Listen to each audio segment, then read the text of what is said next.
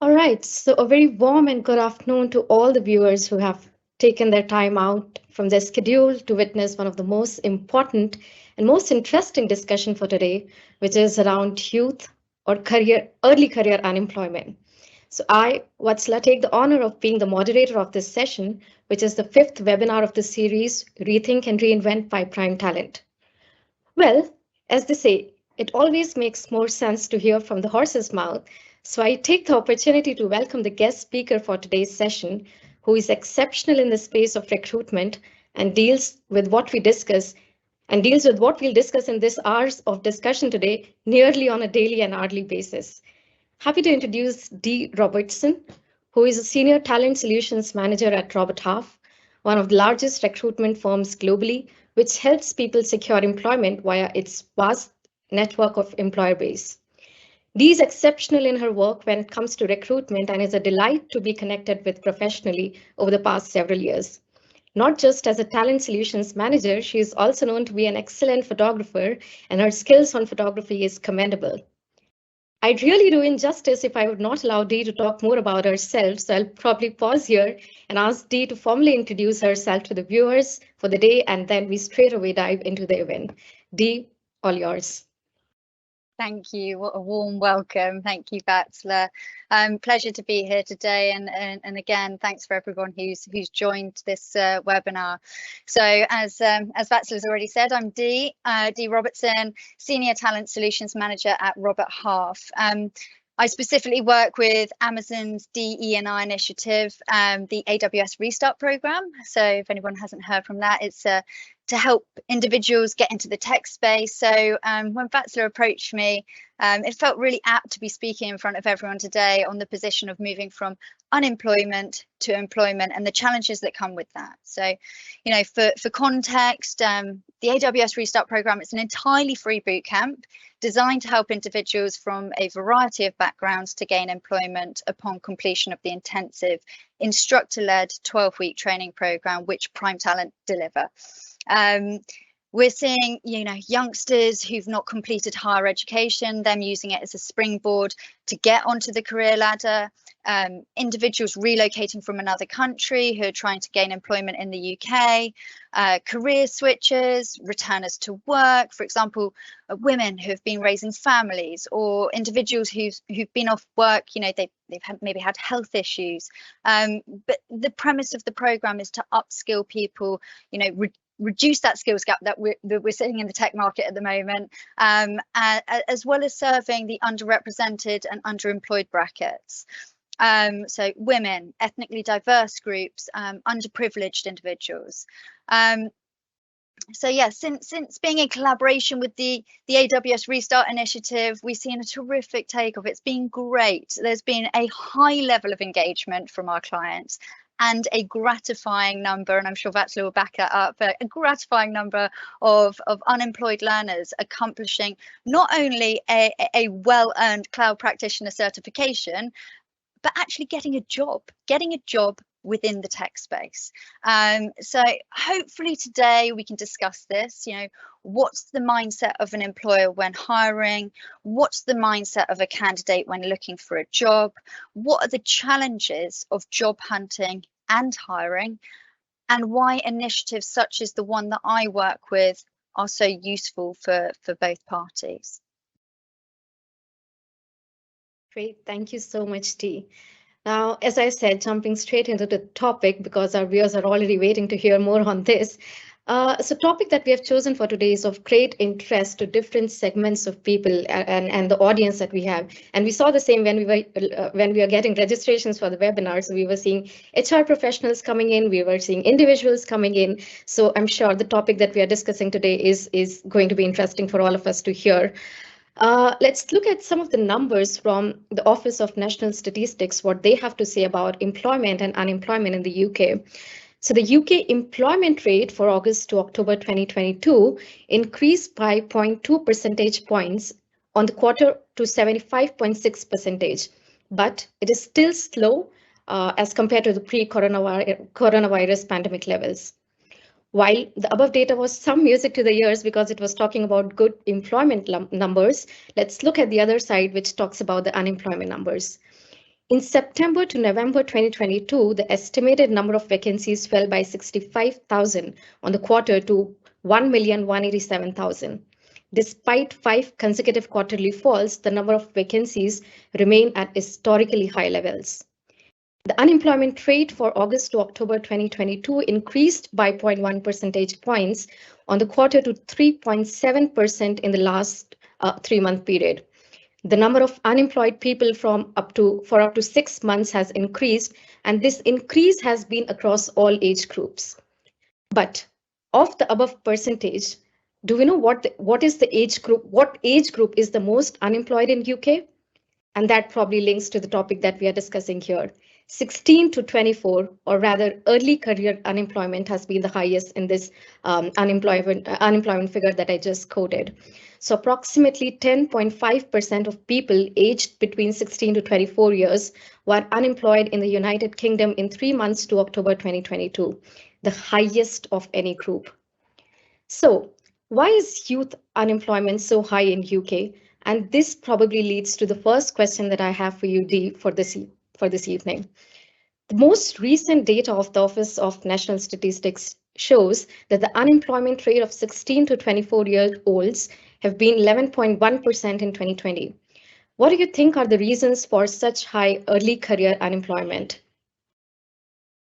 Thanks, Vatsala. So, yeah, I think this has been, it's been a long-standing question. But firstly, I want to say on a positive note, that shows that we have the ONS records, they show that we've got the lowest figures that it's been in the last 30 years for the age bracket of 16 to 24-year-olds. So that's a real positive. That's a win. It's stated that there's 400,000 that are unemployed in this bracket in August of this year. And as you said, quite rightly, sitting at 10.5%. So this is an all-time low. And, also, I suppose we're in an all-time low of overall unemployment. Though I suppose if we're comparing youth unemployment at 10.5% to overall unemployment, which sits at 3.8% currently, then it's suggesting that that rate is over double for youths. So there is definitely room to investigate this and make improvements still. Though again, coming back to the positive, because I like positives, turn this on its head, and it shows that 90% of youths do get into employment based on that stat. However, we are here to discuss unemployment. So let's look at how we need to support that 10%. My thoughts are, there are, those that finish compulsory education, and some of them just simply don't know what they want to do for a career yet. I can speak from personal experience on this. You mentioned my photography earlier.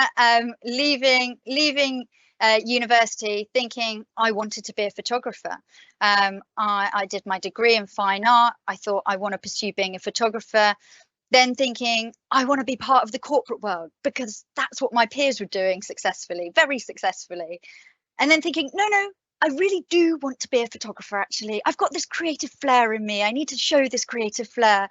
And then, kind of successfully pursuing that for a number of years, and then falling into a sales role at a photographic firm that I was working for, and realizing that I loved selling. And that kind of, actually what I did was sold to somebody who worked in Robert Half, and that created the nice segue into recruitment. And here I am, and absolutely loving it. But, it certainly wasn't straightforward. It wasn't linear. There were plenty of times where I was there scratching my head thinking, I wonder what the next right course of action is for me to take to find my calling in life, like so many people are. And, I think the one thing that I will say is I'm lucky, right? I had a great education. I have a really supportive family, who are all really career driven, and therefore there's that kind of expectation for me to do the same. And with that comes a lot of advice, a lot of time invested to ensure I didn't make any particularly big wrong moves, albeit that I changed course a few times. So I think we need to look at and explore the other side of that coin. Culture, social factors, they play a big part in these stats. Perhaps these individuals who are currently employed and who are seeking to be employed, they've not necessarily been given the right skills or had the right support or education on how to obtain a role following school, college, university, whatever level of education that they've got to. If the family, parents, siblings haven't followed a career path, then that doesn't offer visibility for that individual to be able to do the same with that next kind of important step in their life. And so certainly those that come from poor family environments and poor education environments are the ones that we need to have a greater emphasis on helping into employment. That is an area that I work really hard on in the role that I do today, helping individuals with career advice, really listening to them when we're doing our one-to-ones, find out the types of roles that they're motivated by, but also the ones that fit with their skill set, their transferable experience, so that they're able to thrive in the role, really be able to deliver and enjoy what they're doing and learn. Making sure their CV looks good. I mean, this sounds a really obvious one, but it's the one that I come up against a lot. And I know Prime Talent also work really hard around this field as well. Sounds obvious, but if you haven't been taught how to present yourself on paper, then you are falling down at the first hurdle. So important in creating those right first impressions to a prospective employer. Making sure your CV reads well. If English isn't your first language, I know I got my CV proofread over and over again by friends and family, and I'm a native English speaker. And I just took for granted that that is something that they would constantly do until it looked great. And I feel like actually it's just a life's work, a CV, right? It's forever changing, forever evolving. You're forever getting better at presenting yourself on paper. But the bit that I took for granted just isn't necessarily accessible for everyone. So that's something we need to work hard at, and I think add to these stats.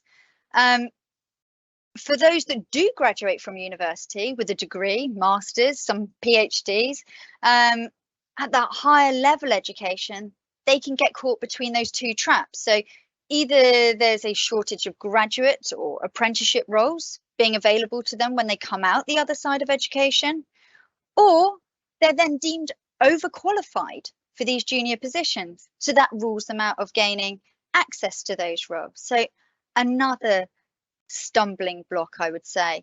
And if, obviously, if you haven't obtained the grades required to get the roles, this is going to be problematic to enter the workforce as well. Having poor GCSEs results, that's naturally going to lead people towards low skilled roles or lower skilled roles, such as hospitality sector or retail sector.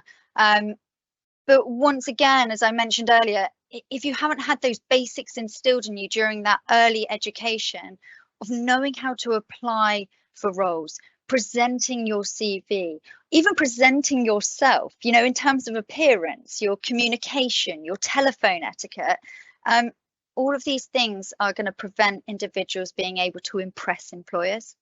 So there's definitely a lot of work that needs to be done in order to support individuals, them getting employment ready. And finally, I suppose this is a slightly lesser point, but just to mention, there's always going to be an element of flux around the percentage of employment and unemployment.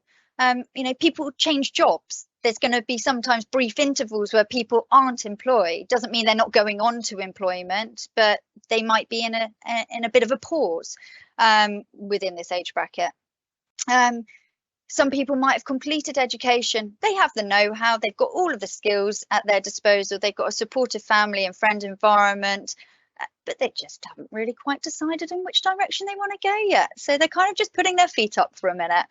And then, of course, there's always the groups of unemployed that are the budding entrepreneurs that are setting up the new tech business that are deemed unemployed as well. So I think there's a multitude of reasons as why these stats exist at the high level. I think there's work that still needs to be done to reduce quite the significance of that stat.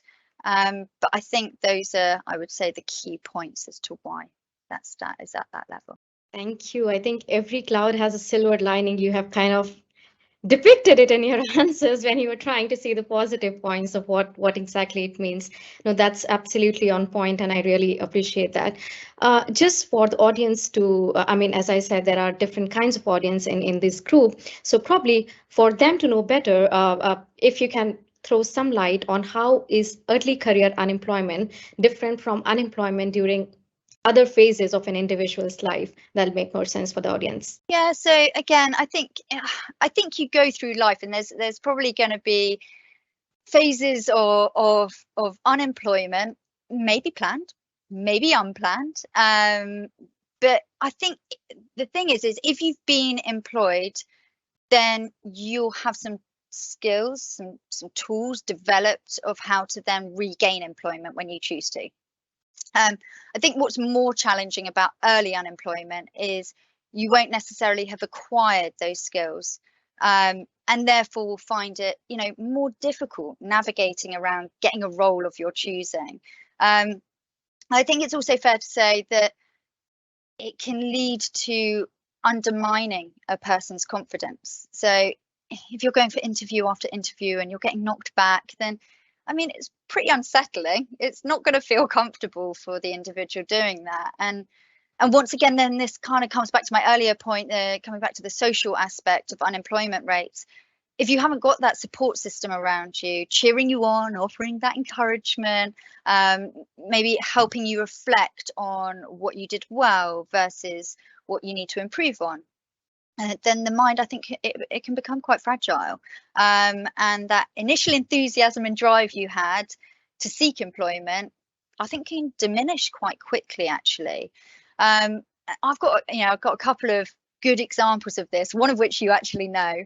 But the first one, a young woman called Simona, and yeah, I think, great candidate. I met her, she was full of enthusiasm during the cohort. She desperately wanted to be in the tech space. She had some early experience, but nothing that significant on her CV. But just the way she presented herself, she wasn't a native English speaker, but just the way she presented herself, the way she communicated was brilliant. She had loads of passion, loads of pizzazz, and I was like, I know I can place you. You're great. And so she dived in, really enthusiastic, got into her first role, and that she was interviewing for, and she went at it with full enthusiasm, and then got knocked back. And then the second role, again, she got knocked back. Third role, I think she'd gone for 4 different roles, and partway through the 4th role, she just got cold feet. She was actually the front runner. There were 2 roles up for grabs. She was, alongside another chap, the front runners in this interview process from that first stage. And just at that point, she just went, I just can't do this. She didn't want to go and proceed to the next stage. Even though she'd been offered the next stage interview, she didn't want to proceed to the next stage. And she then followed up, and I kind of felt frustrated. When she followed up a few days later, and she wasn't taking my calls anymore. It was becoming frustrating, and I could see that there was this cold feet and this lack of communication going on.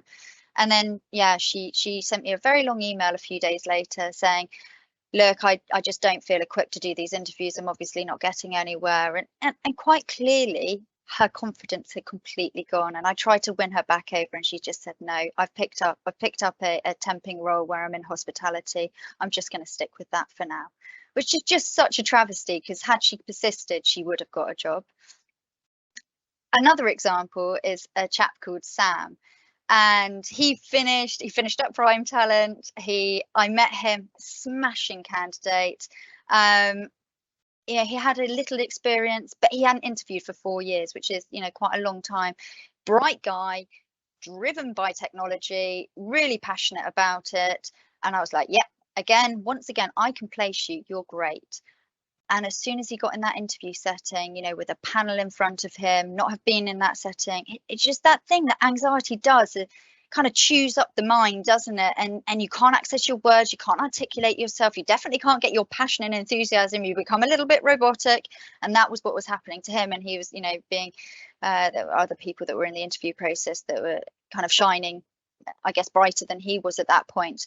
And he definitely went through that stage that Simona went through of, you know, kind of, and he was in interview processes with me for 8 months. 8 months is a long time to be turning up and then getting knocked back, turning up and getting knocked back. But what he did was we did lots of coaching and lots of pep talks, and just he remained open-minded that each time he's looking at a job spec, he's learning something new. He's learning different requirements for a job. He's learning about new technologies. And by the time he was in that final interview process, of which he did get the job, yeah, he was an absolute front runner. They loved him. He set such a great impression. Then he had to do a technical task, and he completed the technical task in a way that nobody else had, and they hadn't even considered within the business. And then they had no hesitation in hiring him. But that just shows that persistence that can come. But the defeat can really easily come in at an early point. And I think it takes a lot of willpower and a lot of strength to keep pushing through that for 8 months to try and get that job. He is now absolutely flying in it. The last thing I'll say on this point is that the great news is young people are full of energy. You know, give them the right support and they can spring back quickly, which is what happened with Sam. You know, and also businesses don't punish. I'm seeing lots of examples of my clients wanting to support individuals who've had career breaks or difficult starts to their career, using initiatives like the AWS Restart program and helping them pivot these guys into employment. Of course, and at times it's all about perseverance. It's all about how at it you are, and of course. So, taking up the point around business, Dee. So, what are your thoughts on are businesses mainly responsible for early career unemployment? We spoke about the candidate side, the learner side of the world. What about business? What are your views on that? Are they responsible? If yes, up to what extent? Mm-hmm. So I think historically businesses have definitely played a part in that employment gap. You know, just as I mentioned, I think businesses are starting to really think hard these days about how they find people, and I think they're thinking broadly about their approach to recruitment. I mean, it's been the job of the education system to get these individuals to a certain standard. But businesses are now, I think, generally thinking more along the lines of how do I increase diversity within the workplace? And, you know, they've embarked on using DE&I initiatives to win talent into their business. You know, I think, you know, as we're all, you know, very aware, you know, gender and ethnicity have definitely played a big part in whether an individual would get even an interview, actually, let alone a job. So, you know, however, I'm seeing kind of now more businesses requesting anonymized CVs for shortlists. You know, they want to ensure they're selecting candidates based on their abilities at that initial screening stage, you know, without there being any room for bias to get in the way. I also recently, this is interesting, I recently started working with a client who were, you know, they chose to partner with Robert Half because their company values are aligned with only working with recruitment agencies that offer a DE&I proposition. Yeah, which obviously we do. They want to be able to guarantee diversity on a shortlist. And, you know, DE&I is at the top of everyone's agenda right now. You know, increasing diversity, not just in terms of those protected characteristics, but in diversity of thought and the impact that that brings. You know, most are beginning to see that diversity of thought creates more rounded teams and therefore, you know, more dynamic businesses, frankly. you know, in terms of the stats, in the last 18 months that I've been supporting the Restart program and getting those learners into tech roles, 50% of placements have been men, so they still are it's still you know, the kind of front runners, I suppose, in abundance, but 44% have been women. So it's not far off the 50-50 bracket, which is quite incredible considering that there's currently only 19% of women in the UK tech space at the moment. And I think you can see from this stat that businesses really are beginning to take strides to equaling up that imbalance. You know, I kind of think it's fair to say that the pendulum is beginning to swing the other way, which is great to see. Yes, of course. And we being on the panel, of course, we would appreciate diversity being more important in the tech. Great.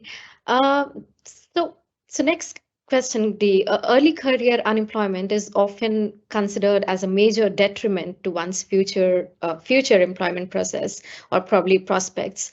What are your thoughts on this? Does it really matter, or you think people can, and you know, depending on what they do later in their state in their life, can cope up with the early career unemployment phase that they would have had? Mm-hmm. So firstly, what I would say is I can really understand and empathize hugely with anyone who's in that position, you know, and worried about the impact that early career unemployment is going to impact for them long term. You know, I guess my thoughts are, don't be deterred. Keep trying to move forwards. You know, keep trying to find your chosen career path. If you feel under-equipped, there are lots of free courses, you know, the AWS Restart being one of them. But there's loads of courses out there. There are loads of courses out there that are free and very accessible. And you know, not only will they help you upskill in your chosen subject matter, you know, for the Restart, that's tech, but you know, for any other course that you're doing, they'll help you upskill in that specified subject matter. But they'll also have a really big focus on the soft skills that are required to gain employment. These courses, they offer mentorship, they offer encouragement, they offer, you know, a community of people in similar positions to one another. And you know, I can say with first-hand experience that I'm seeing a high number of people gain employment off the back of this initiative who haven't had any employment. So, you know, these guys are they're unemployed and then they're gaining employment, and have had some employment maybe in low-skilled roles, and people who've had long career breaks, individuals coming from deprived backgrounds with little education or limited access to expensive technologies growing up, and getting employment within the tech space. So it shows that these sorts of courses do work, and therefore don't be deterred on embarking on that journey. I say this a lot. I say this a lot to clients, to candidates, to cohorts of learners, and I can't really put enough emphasis on this. The hiring managers that I work with, who are recruiting junior level positions, they aren't expecting the individual to have all the technical know-how. They're not going to have all the bells and whistles. You're not going to be the finished article as a junior. What they're looking for is personality, drive, ambition, ability to use initiative, want to work as part of a team towards a common goal, I don't know, enthusiasm, passion for the tech space, showing you're a go-getter, you know, self-studying the subject, doing courses, etc., showing that on your CV. That's what they're looking for. And as they always say to me, you can teach the technical skills to do the job, but you can't teach personality. People buy people first. So no, don't be deterred. Keep up that momentum, get stuck in, and get okay with failing. Fail fast. Failure is part of it. Fail fast, learn quickly is what I say. Yeah. Great. So while we are on that, so can you suggest? Sorry, do you mind if I just mention one other point actually at this stage? Yes, of course. Yeah, just also about transferable experience is the other thing. Everyone has transferable experience to offer. So whether you're aware of it or you're not, I recently placed a candidate who had been a barista, waiter in a restaurant. That was the only job he had ever had. But the transferable experience that he had gained in that role is actually what got him the job. Being in a high pressured environment, having great customer service, communication skills, problem solving, the kind of list goes on. There were lots of things that he had acquired through being in that role. He's now got an IT role and he's doing brilliantly in that. So again, kind of coming back to that personality thing that, sorry, I just come back to, but he went through multiple interview rounds once again, kept getting pipped to the post. He wasn't deterred though. He kept dusting himself off, learning, trying again. And he was also able to draw, I think transferable experience also comes from your passions outside of work. So, he was able to show his nature and commitment to hobbies and his true passion for tech from outside of work. So bringing that into an interview setting as well. So they really see who you are. So just because you come from a place of unemployment or low skill work, it doesn't mean that it's creating a barrier. It's what I'd like to sum up on that. Of course, and while you were talking of this example, I could recollect of a learner again from the Restart program who used to toss burgers at McDonald's, and then after doing the program, she got the skills and she was passionate about technology, of course, and she landed into a decent job through the efforts on placement side. So, yep, I mean it's all about your perseverance, your commitment to be there. While we are on this, so can you suggest some methods to help reduce the negative effects of early career unemployment? Because at times this is seen as probably a roadblock at the start. So, yep, some thoughts here. Yeah, so I guess with this question, I'm talking directly to HR professionals, hiring managers in the room. When you're recruiting for a job, just make sure the job ad's appealing. Make sure it's an advert. It's designed to get the maximum number of people interested, to attract a range of people, to find you the right person for the job.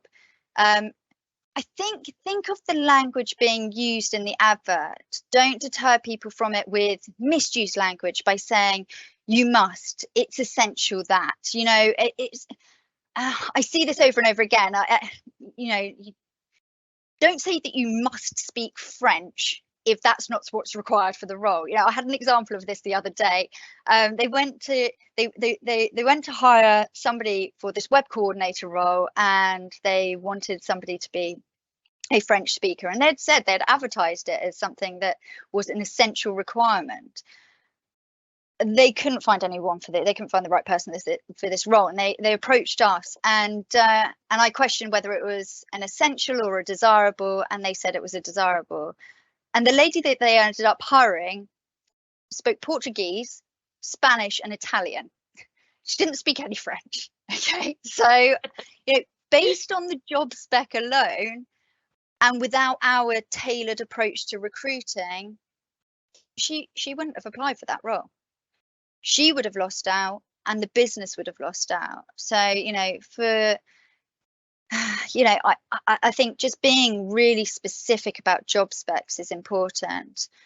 And for junior roles, in the AWS Restart program, it's astonishing the number of learners that come up to me and say, oh, I didn't apply for that role because it requires 1 to 2 years experience. And I have to say to them, they don't mean this. They don't mean that. I know, because I'm placing candidates into roles that has that stated on the job spec that they require 1 to 2 years experience. And I'm having to encourage these individuals to keep applying for these roles. It's a numbers game, it's competitive, yes, but don't be deterred by the amount of experience that it's stating as required, because I know I'm placing with people who've had 0 or very low level experience into roles where it's stated that on the job spec. I think you can kind of see the confusion that creates and the barrier that creates by using incorrect language, and kind of hopefully you can see what I'm trying to say too. I think stating if you are a company that's willing to look at people who've taken time out, making sure that you're tapping into all the talent that's out there. State that stuff on your job specs. If DE&I is a big part of your value system as an organization, make that abundantly clear. So somebody who, I guess, has that sense of imposter syndrome isn't deterred to then apply for the role. Because I think when you are that junior level, there is an element of underconfidence because you haven't acquired all those skills yet.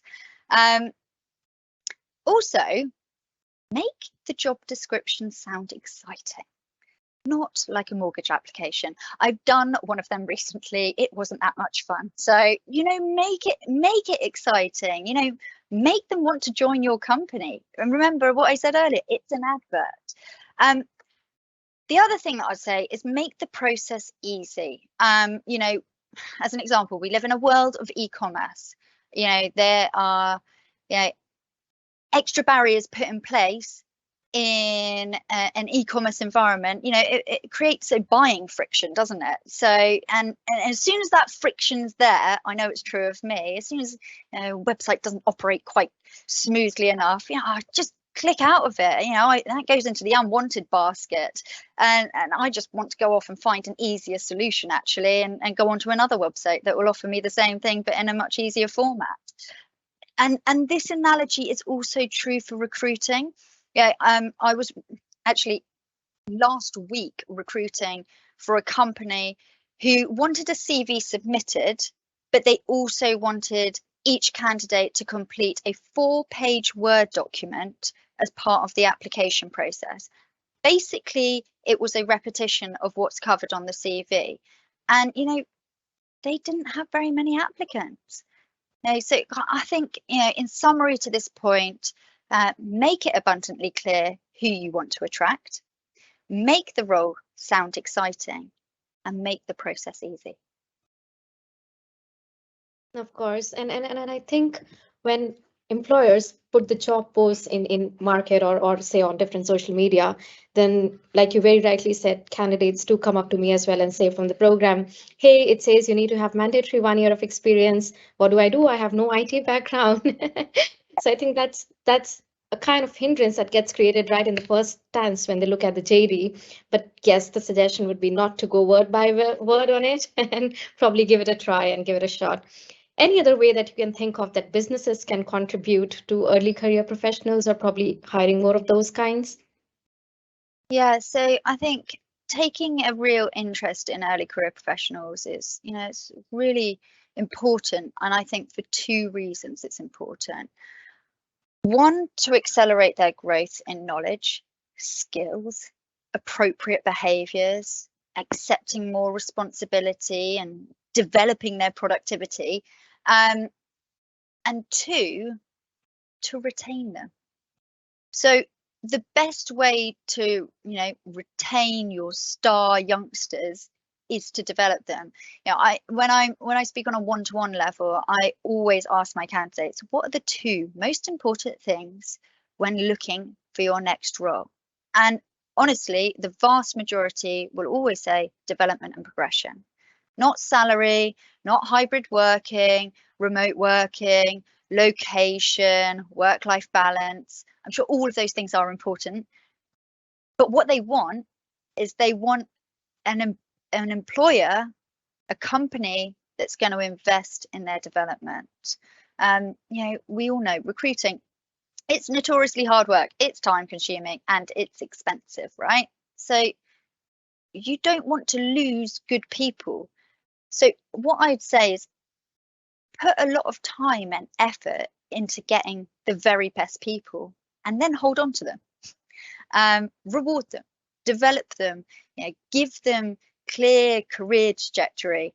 This is one of, I'd say, the basic win-wins in business. It's great for the employee, it's great for the employer. And I think we know when you hire green talent and you do all of the above category, then the retention rate is much higher. I guess the third benefit of accelerating talent quickly is if they're not the right person for the role, you're going to find out quickly. You're not going to discover that in 6 months. Sorry, in 6 years. You'll discover that in 6 months. So, you know, I think it's good to accelerate and develop people quickly, both for the business and for the employee. Great. Yeah. While I keep a watch on the time as well, so I have a couple of questions coming to the one which is of interest. Okay. So how can career focused mentoring help early career professionals struggling with unemployment to come back on track? What are your views on this? Well, you know, I think this is a nice question if we're near to concluding. You know, this is I guess why I get out of bed in the morning, Monday to Friday. You know, this is what drives me above all else in my role. I love mentoring. I love guiding my candidates, really listening to their requirements, helping them understand their own strengths, getting them interview ready, helping boost their confidence, meeting them on a group level, in a one-to-one setting. Recently, I even helped somebody. He came to me about a role he was interviewing for that actually wasn't through me, wasn't through Robert Half. He was interviewing elsewhere, I think through another agency. But I developed that relationship with him at the beginning of coming off the back of the Restart program. So I guess he had built that trust and comfort speaking to me. And so, yeah, more than happy to sit down, give him, you know, 15, half an hour, minutes worth of advice, just to cover off how to prepare for this interview. You know, teaching him the ways round LinkedIn, going in and checking the hiring manager's LinkedIn profile, seeing if there's any synergy on there. You know, had they gone to the same university, or how did he start his career? Building up his network, adding him on LinkedIn, getting connected. You know, showing him how, you know, get that person's email address, following up after an interview and saying, thank you so much, I appreciate your time, going that extra mile, giving all those hints and tips, like talking about the kind of questions that maybe he needs to ask in that interview setting that are going to make him stand out. Checking he's really got to grips with the job spec, you know, check he's done his homework on the company. Is he going there equipped with all of the know-how in order to be able to deliver in that interview? And that's the bit I love. And when somebody's being proactive and they want to do a good job, you know, I want to give back to everybody actually, but you know, when somebody particularly goes out of their way to try and better themselves, that really, you know, motivates me to want to go that extra mile for them. You know, like I've already said, you know, getting the basics right is really important. Making your CV look sharp is really important. Making sure your own LinkedIn profile looks good, you know, making sure it states that you're open for opportunities, so that anybody that's searching through LinkedIn and stumbles across you and likes the look of your profile knows to reach out to you. Teaching the importance of self-learning, like I said, building a network, engaging with your peers and your community. You know, I guess the nice thing is that community, they're walking in the same shoes as you, and just being able to offer from I guess a mentoring point of view, reassuring them when they don't succeed. I think that's a really big thing of showing them how to take the knockbacks, and it's okay. It's all right if you failed, or don't deem it as failure. It's just all learning. That's what I would say. It's just all learning. Yeah, and kind of teaching them how to self-reflect on each performance so that they can improve for the next performance, the next interview setting. And also for those that do succeed and they do get a job from a place of unemployment and they gain work, actually staying really close to the candidates is a really important part of it for me, of, you know, making sure that when they are in employment, that they're still able to access that guidance. Because like I said, they're not going to be the finished article on day one, you know, month one, month 6. They might still need some advice, and an impartial piece of advice that isn't their current employer. So yeah, I try to stay really close to them, and I think that's useful for them. But I think having, you know, a multi mentoring approach. You know, for example, me, you know, recruiter, prime talent, a training organization, peers, like I said, you know, walking in the same shoes as them, who can probably relate to some of the challenges that they are experiencing currently. Hopefully the support of friends and family as well. But just all of that in a big mixing pot is helping them, you know, to reach their potential and hopefully find that way into an employment. I was scrolling through Instagram last night, and this just thing just really stood out to me. It was a reel that I was watching, and it really stood out to me. And it was probably a nice thing to share in this setting. Actually, I think it's quite relevant. But people change in 4 seasons. People change when they're hurt enough that they have to. People change when they see enough that they're inspired to. When they learn enough that they want to, and when they receive enough that they're able to. And I think that is very, very true. You know, maybe some people are in a kind of tough enough place that they're forced, you know, maybe financially they're in a tough enough, they're forced to go and get a job. Maybe they're inspired now to get a job, you know, they've seen something. And I hear this over and over again with Restart. I always ask them, why did you choose to do the AWS Restart program? And they'll say, oh, because, you know, I'm really interested in tech and I've been really passionate about it. And then, you know, scrolling through Instagram and or on LinkedIn, an advert appeared, or, you know, it comes by personal recommendation. One of my friends did it and they said it was a brilliant course to do, so I thought I'd jump on it. But that moment of inspiration comes up in them that they think, I'm going to do something about this. This is a course that they can do and they can learn something, and that's going to help them then pivot into the tech space, and they're going to be able to get a job that's going to give them a future career. And there's that light bulb moment that comes on in their head. When they learn enough that they want to. And that's the thing, you know, doing courses like this or having mentorship, you learn. You learn going into interview settings and remaining open-minded, you're learning.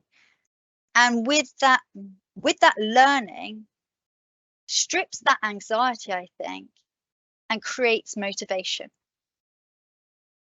And then when they receive enough that they're able to, and that comes back to, I think, our first point that we were discussing,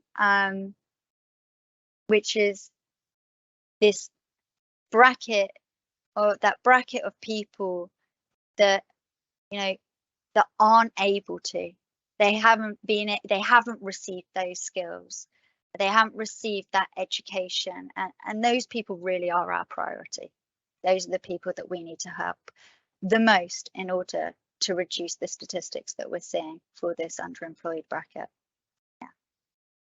Oh, that's absolutely inspiring. And I love the quote that you just scrolled on Instagram and saw, but then that was actually very inspirational. Conscious of the time, Dee, we have around 10 more minutes to go. So I've opened the floor already for audience to come with a few questions if they have. And I already see it popping in the chat box. So probably, and apologies if I'm not able to cover all the questions in these 8 minutes to go. You can always write to us and probably I can route it to Dee and get back the answers to you. But anyways, let me get back to the questions and see what all can we answer in this. So I see 2 questions which are quite interrelated. So probably I'll tell both the questions and maybe you can answer both of it because it seems interrelated to me. So the first one that comes up from somebody is, what advice would you give to early career professional, who wants to switch career in different roles? And the following question is, like you said, you were in photography and now you have moved to work as a talent acquisition solutions manager. How did you manage this transition yourself? So probably it kind of relates, like one person asking, how would you suggest somebody to change to you know, go into employment, which is absolutely different. And that's what you have done already when switching from photography to talent solutions manager. So, yep, what's your take on this?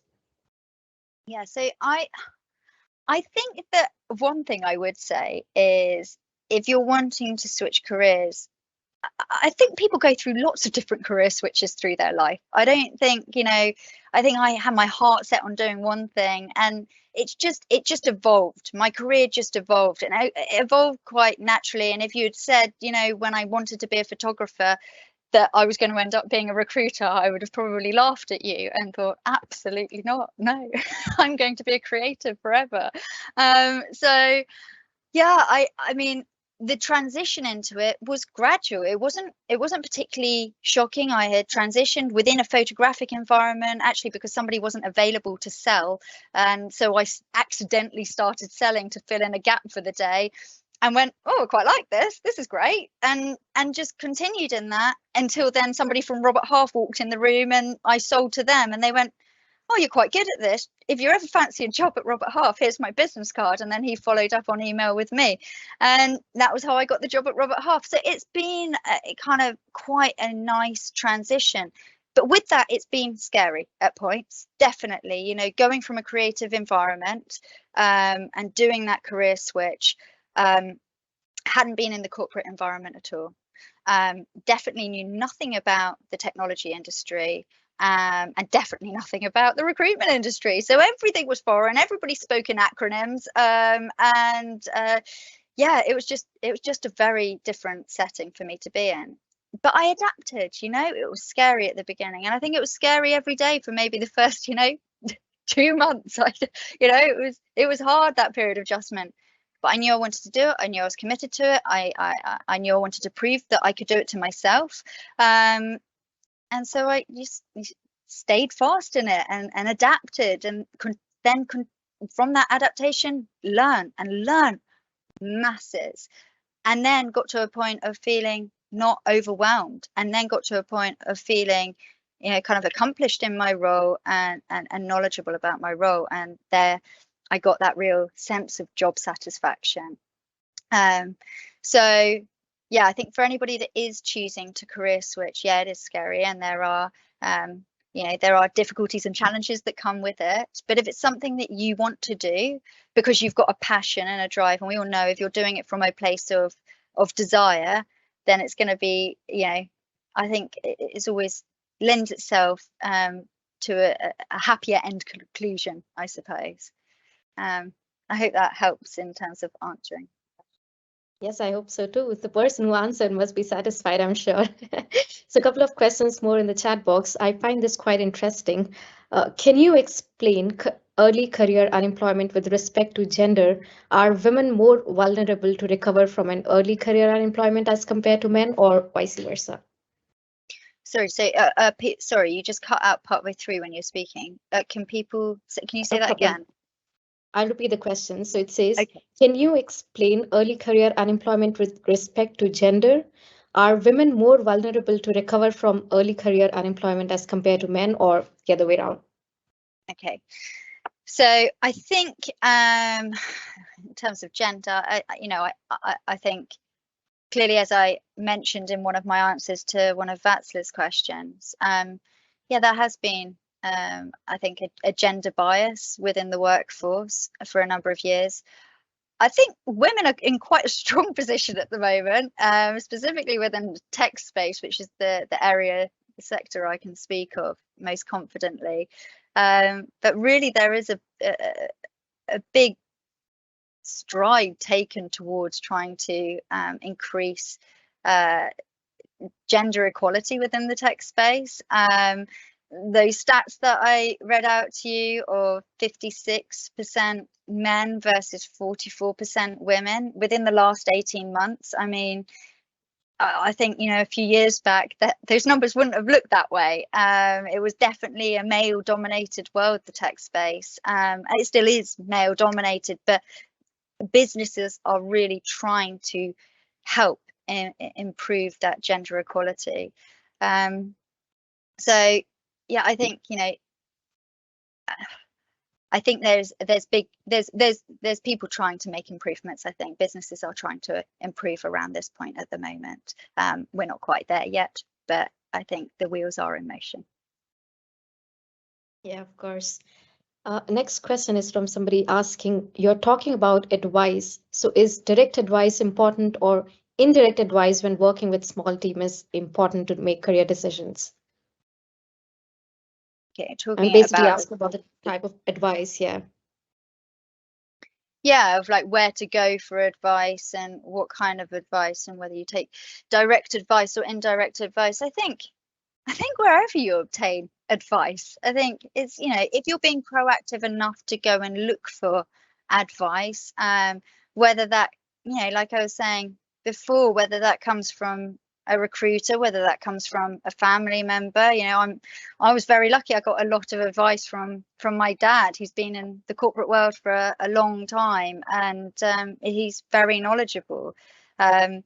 And, you know, but I also had a lot of people that had gone into the corporate setting that were friends of mine, and so I took direct advice. I also went onto the internet, and found indirect advice like that. Whether you're going and doing a training program, however you're seeking this advice, I think the very nature of the fact that you're being proactive around that, and building your network, will pay off. Okay. There's a generic question, I would say, which is regarding unemployment uncertainty in the market. So do you see uncertainty in the market, and what kind of advice would you give to people who are just starting their career? Interesting. This question is coming up over and over again at the moment. So common theme around this of entering a recession. And certainly companies are, you know, they are changing course with this recession looming. I think we saw, God, the market's been quite volatile, really. You know, we came out that everybody got made redundant, it seemed, during COVID. Then we came out the other side of COVID and there were loads of vacancies available and everyone was hiring like mad, and we were in a candidate short market, and, you know, people were finding it hard to retain talent. Salaries were going through the roof. You know, all sorts was happening. It was great. It was an exciting time. It was super buoyant. And then obviously we've had this recession looming, and certainly there are companies that are putting on hiring freezes right now, and I've experienced a few of them, in terms of being candid with you. However, for the junior level roles, which is the market that I serve, it's been really interesting. So I think businesses are now thinking strategically. Okay, if we can't afford, for those that haven't got a hiring freeze, of course, if we're trying to watch the pennies and how we're recruiting, let's use initiatives such as the AWS Restart program, where you're paying nominal fees in order to recruit through them. And we're bringing in junior level talent, so fairly, you know, typically anything between the 25 and 35k salary bracket, so fairly low level salary brackets. And our intention is to train them up, and we want to retain these guys. So let's bring them in at a junior level, train them up, develop them, get them up to a mid-level as quickly as possible. And therefore, I think a lot of businesses are having this very forward-thinking approach to hiring right now. And so I feel like, from my standpoint, the junior market seems to be less affected than potentially other markets are. I haven't felt a huge impact from it yet, personally, and I'm touching wood right now. I'm hoping it's not going to happen. I don't want to jinx myself, but I have a good pipeline for January as well, which is indicative that things aren't changing too dramatically for me. I think this is music to all of our ears. The one who is viewing, especially related to this topic, that we are not so much affected. To be honest, there are a lot more questions in the chat box. Probably I would take two more from this list, and probably the others, my apologies again if I cannot take your questions in this webinar, but please feel free to write to us at info@primetalent.com, and we can come back to your answers as early as we can. So second last question, as I said, the last one I reserve it, which is going to be a little interesting one. So people are talking about how to upgrade skills on work. So do you recommend them taking some courses or internal training, or how exactly, if they want to upgrade their skills more on the soft skill side, how can they achieve that? Okay, so I think, like I was mentioning earlier, there's a lot of training programs out there. the government, I think, put a lot of work. I think, let's say first port of call, you go to the job centre and you ask what available courses there are that are accessible to you in order to be able to obtain courses. I know a number of the people from AWS Restart actually heard about the Restart programme through the job centre or Universal Credit suggesting to them how to get into employment and what they're going to be doing in that period of unemployment. So ask the job centre, go online, start searching free courses, free CV advice. I think also approaching recruitment agencies and saying, is there are there any CV related initiatives or LinkedIn webinars that I could do? For example, Robert Half do a CV and LinkedIn webinar for our learners that are going through the Restart programme. Yeah, I think, if you are in a place of unemployment, or maybe you are employed and you're wanting to pivot your career, I think, really going into courses is a good way forward. And just as an example, there's a chap, Weverson, he's brilliant. He's still brilliant. He's buzzing and full of enthusiasm. Every time I speak to him, he's great. But he went through the Restart programme. Before that, he relocated from his country to the UK. He'd been in the UK 5 years. He ended up going into a compliance role, not earning very much money, in a recruitment agency, not Robert Half, but in another recruitment agency. He was the main breadwinner. He had 2 kids. He had a wife. His wife didn't work. She looked after the children. And he's living in London, and he just was like, I can't afford this. Cost of living's going up. So he relocated. He moved his entire family to Liverpool. And he said, I want to get into the tech space. That's my passion. That's what I want to do. And I'm going to devote a year to it. If I don't find a job within a year, I'll do something else. But I'm going to throw my everything at this for a year. So he relocated. He moved his family from London, very expensive, to Liverpool, less expensive. So cost of living was lower for him. And he became a taxi driver. So all day he worked on his courses because that's when he had his best attention. In the evening, he was a cab driver, although maybe he needed to have a degree of attention for that. But, anyway, whatever. Split hairs on these things. And he did 23 courses in a year. 23, including the Restart programme. Yeah, really? Incredible. Yeah. And he is actually the candidate from the AWS Restart programme who had 0 tech experience to start with that I have placed in the highest salaried role. So it shows you that actually it just is the dedication that's required and the want to learn around a subject to upskill, and it is possible, and it can be possible from a different industry to the one you've previously been in. Great. And before I move to the last question, just one repetitive question I see here when somebody is asking about you're talking about hiring going on freeze. So when can we see it coming back in action again? So I think, as Dee already mentioned, the early career and unemployed people are not so much at risk. She is still seeing opportunities coming in for people, and so we shouldn't worry so much.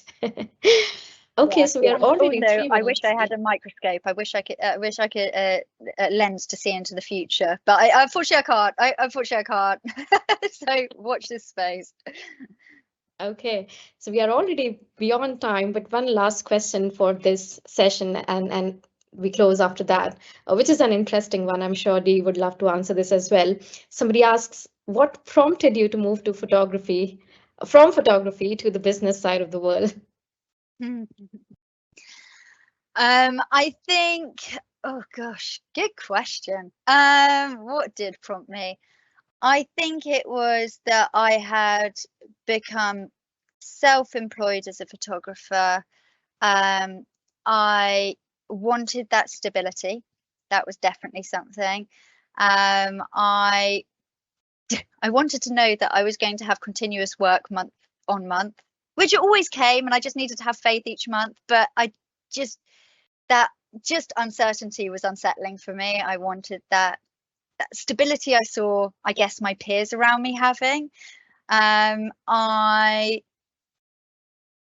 think there was an element of learning, even though I worked as part of a team, there was a lot of it where I was doing a lot of editing and sitting behind a screen on my own, working away, not interacting with the soul. Yeah, I'd turn up, I'd do the gig, and I'd be, I don't know, corporate event, turn up for a couple of hours, snap, snap, snap, or turn up for a wedding and I'd be there for the full day, great. And then you go away and it's just hours or days of editing just on your own. And I think I wanted that unity. I wanted that community around me. I think I also just wanted to develop. Like, I saw this as an opportunity, and honestly, I do just think it was luck. Like, the guy who I sold to from Robert Half, it was just something I'd been thinking about. He happened to walk in, he presented his business card, and it was just a bit of luck and great timing, because it was an idea that was already in my head of going, do I really want to do this forever? Had no idea that recruitment was the next thing I wanted to do. And just that timing was right, and I thought, I will just go and have a look over here, for no real reason. I didn't know what was going to happen, and I went through a grueling 3-part interview process. As one of those parts was a 3-hour-long interview. It was hard work getting the job, but I just think it was like, oh, this is going to challenge me. I'm going to learn something. I'm going to do something different. And the opportunity that was presented to me was just interesting, and it sounded exciting. And I thought, photography is always going to be there. I've got that skill set. I've mastered that skill set. I've got a client base. I can go back to it. I don't need to drop my website out today. Leave that running for a year. Let's invest myself over here and see what happens. And I did it. And now I do photography as a hobby, and that is it. So yeah, I'm a happy customer. Great, that's inspiring. Great. So with this, we are towards the end of this session for today. I thank you, Dee, for being there with us, talking about this great topic, which has been in the buzz all around. Thanks for your inputs. I'm sure the viewers here have got some great insights on how can we beat the early career unemployment challenges. And I'm sure the viewers here have also been able to ask the questions. I'm sorry if I'm not able to, if I was not able to answer your query or get that query to Dee, please pop it up to us and we'll get back to you on that. But thank you all for being an extremely great audience. And thank you, Dee, for presenting. I wish you all a very, very happy and pleasant, warm season, holiday season, Christmas around. So Merry Christmas and a very warm 2023 to all of you. Thank you. Thank you very much.